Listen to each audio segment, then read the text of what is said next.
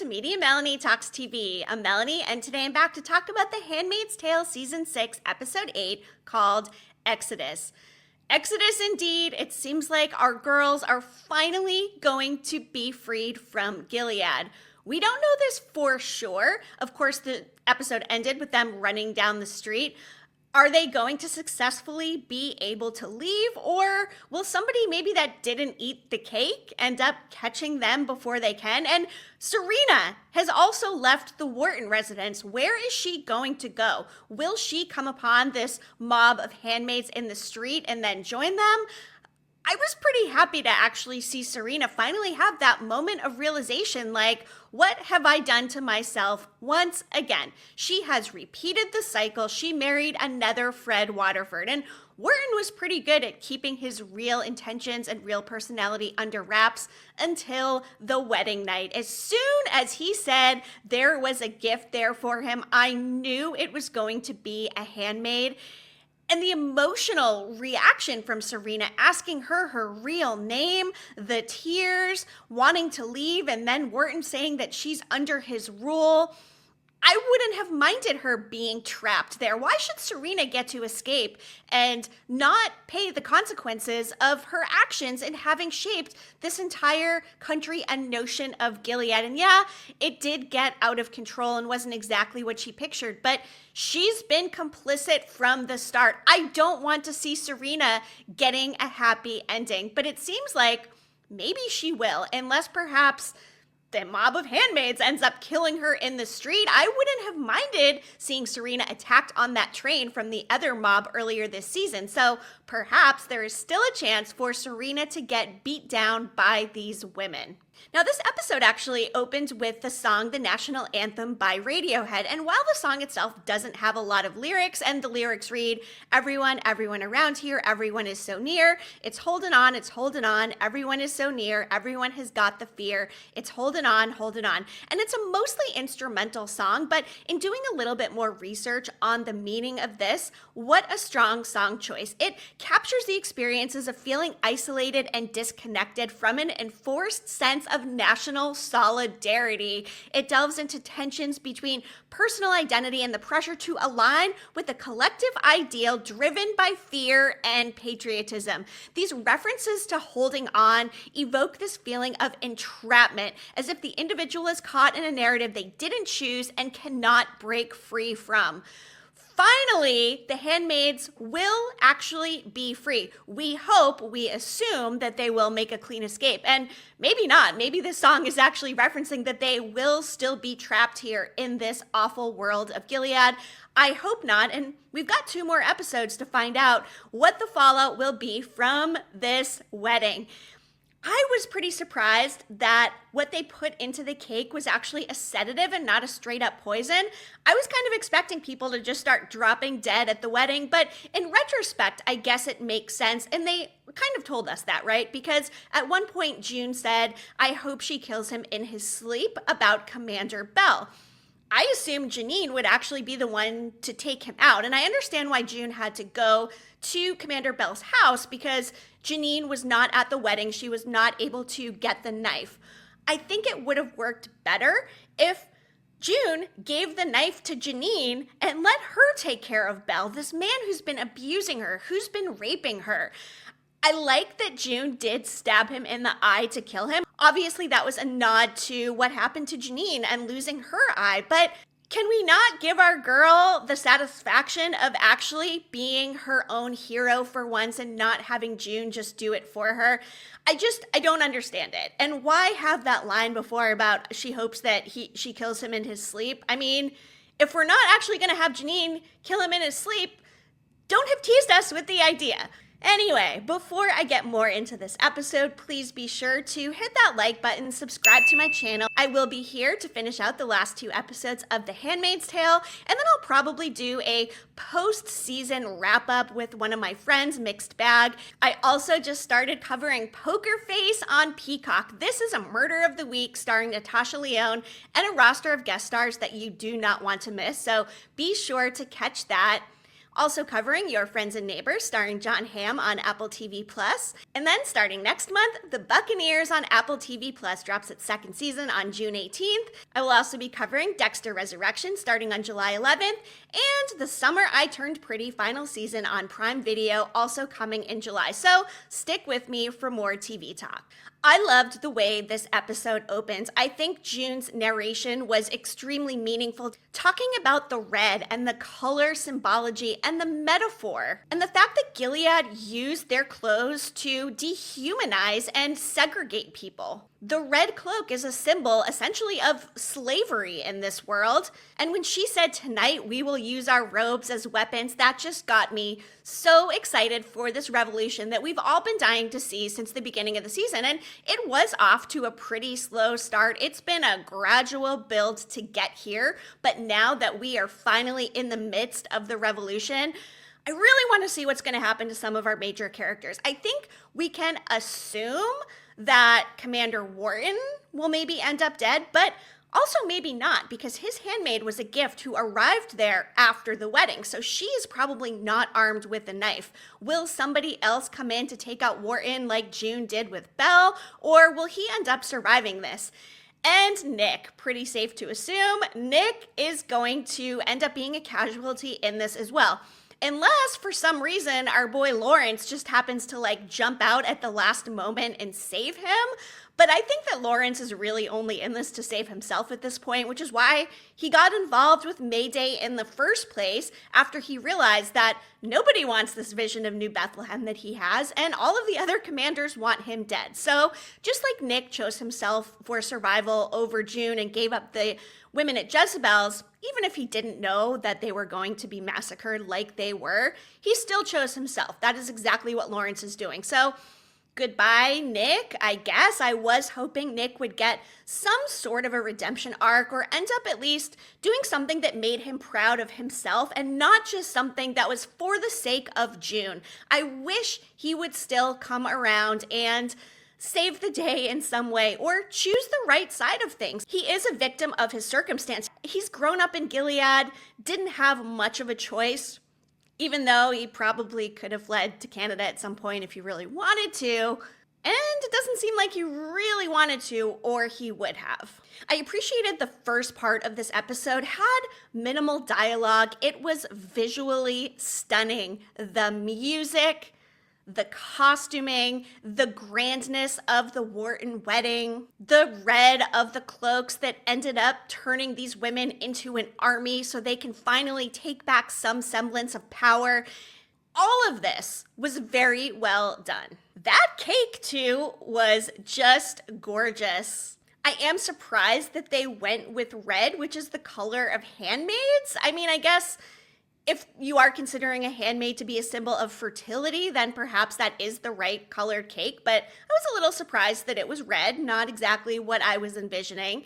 I love to see the handmaids hiding the cake. And then when Lidia finally shows up and obviously did not make the meeting she was supposed to go to, and then saw the hidden cake and realized, oh no, something is amiss. So in my last video, I talked about the fact I thought Lawrence sent Lidia away in order to save her because they have had somewhat of a relationship throughout their time in Gilead together, but it does seem like he sent her away so that way she was not there to be eagle-eyed and thinking that she saw June. I'm just surprised they sent June in the first place, given that she is supposed to be pretty recognizable as this big rebel in Gilead. Serena was going to make them unmask, and it's a good thing that she didn't. In a way, I was also expecting Nick to sense that June was there, or for just somebody to see her to create just a little bit more dramatic tension and force June to have to maybe make another difficult decision or an escape. It almost seemed like it was too easy. But I was also just really shocked that they used the sedative instead of a proper poison. I was expecting, just like I said, people to be dropping dead. And it does make sense why they had a sedative. I mean, obviously, maybe they did not want to kill everybody. Maybe they don't want to kill the wives, for instance. They just want them to be sleeping next to their husband while they come in and slay them in their sleep. But I do wonder as well, will they kill some of the wives, or is it just the commanders? The wives are complicit as well. They are just as big a part of this ceremony as their husbands, but we also know that women are not treated as equals in Gilead. So I'm hoping that the handmaids won't be targeting all of the wives and just the commanders. But if they don't, I wonder, will there be an uprising of wives and vengeance to seek some sort of restitution from these handmaids who did kill their husbands? What will the fallout from that be? And with only 2 episodes left, there's not going to be a lot of time to unpack that.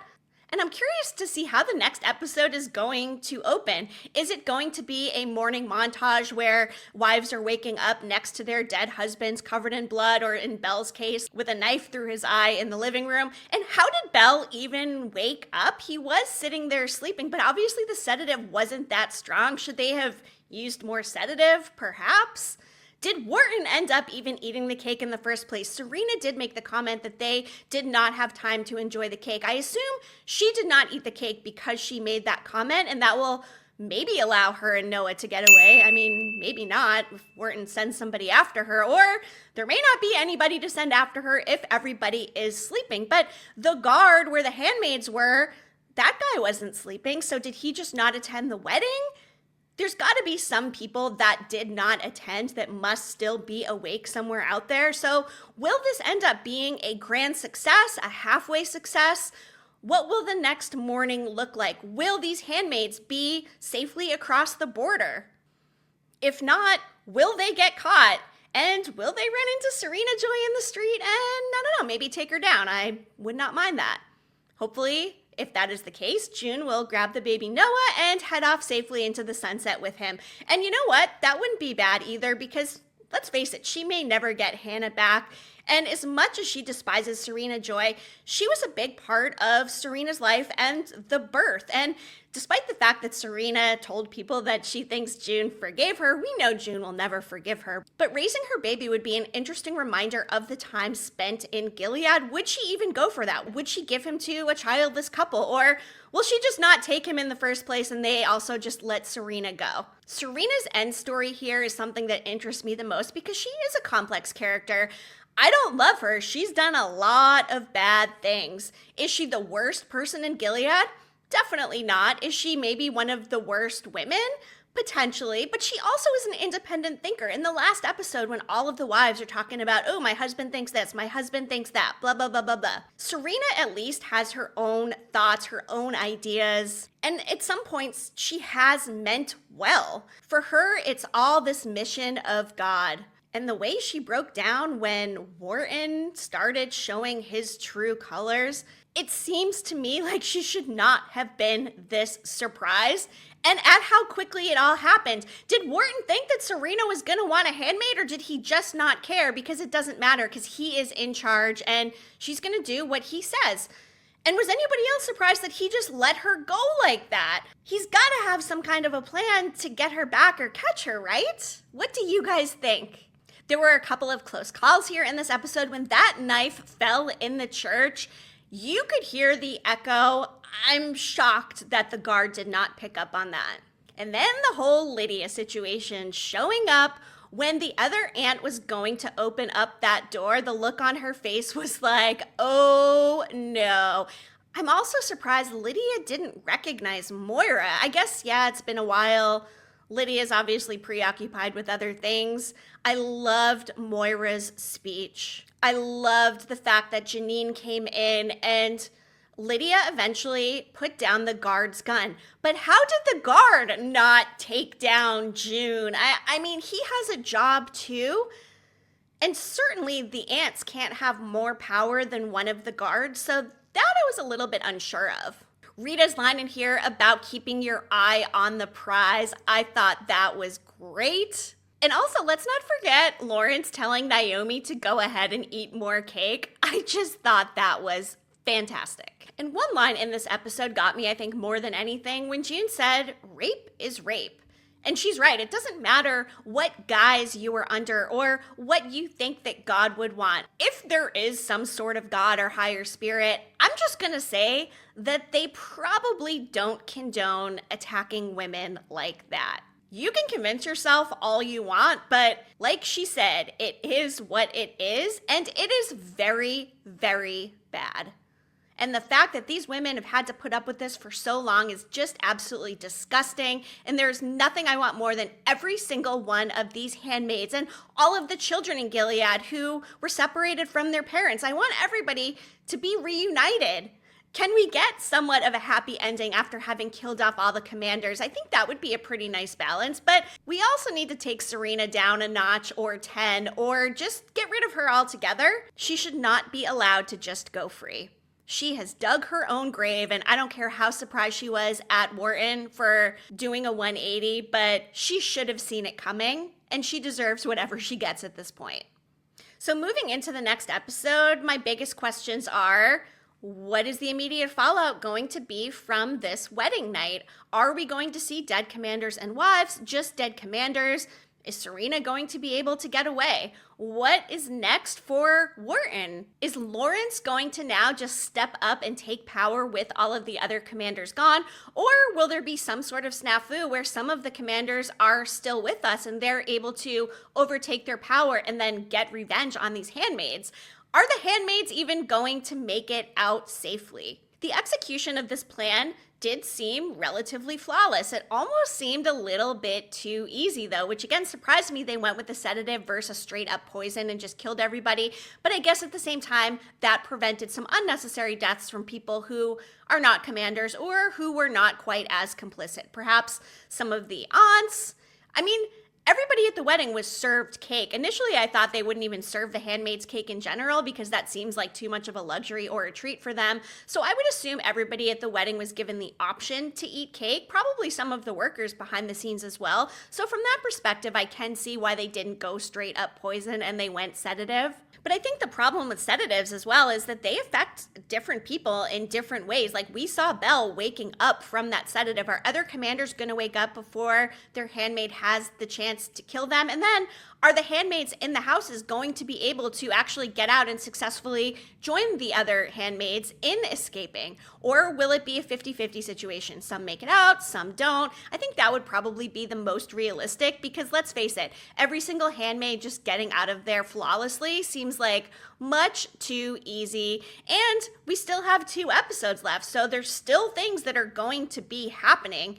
What is the series finale going to hold? Are we going to have mass funerals from all of these commanders in Gilead? How is the rest of the world going to perceive this?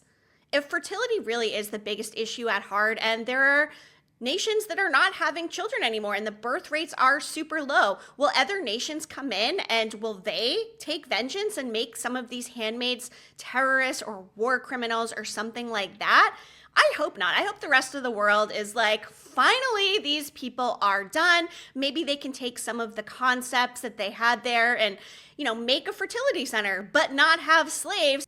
Certainly, there's got to be some other way or happy medium or compromise that doesn't involve enslaving women and forcing them into sexual intercourse. Not to mention the fact that biological babies are separated from their biological mothers, and that is the worst of it all.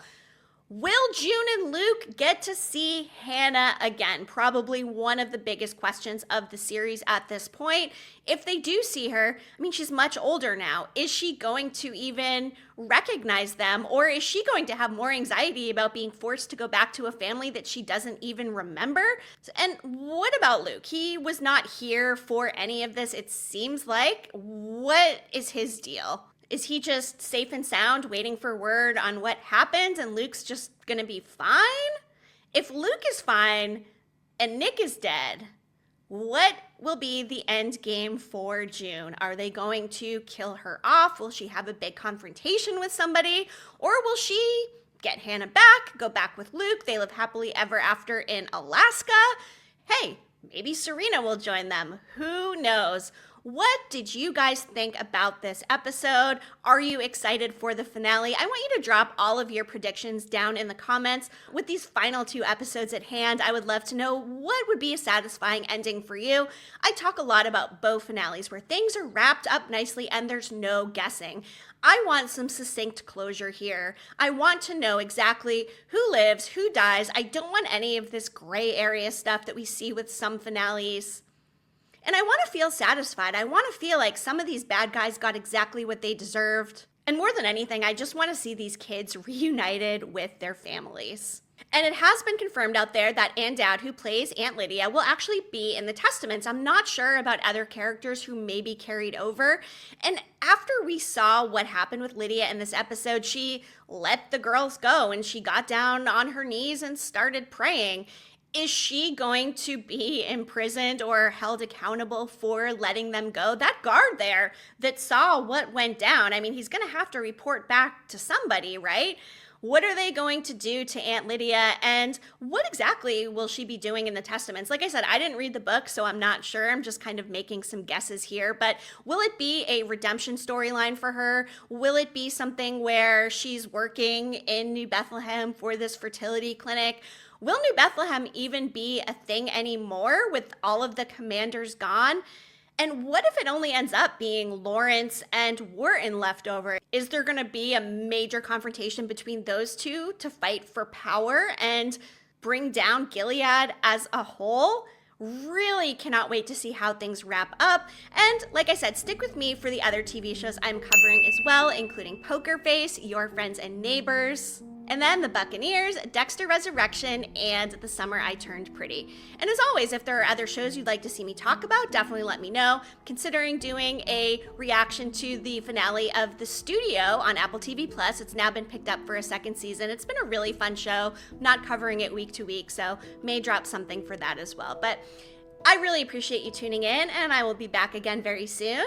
Thank you so much. Media Melanie. Clicking off.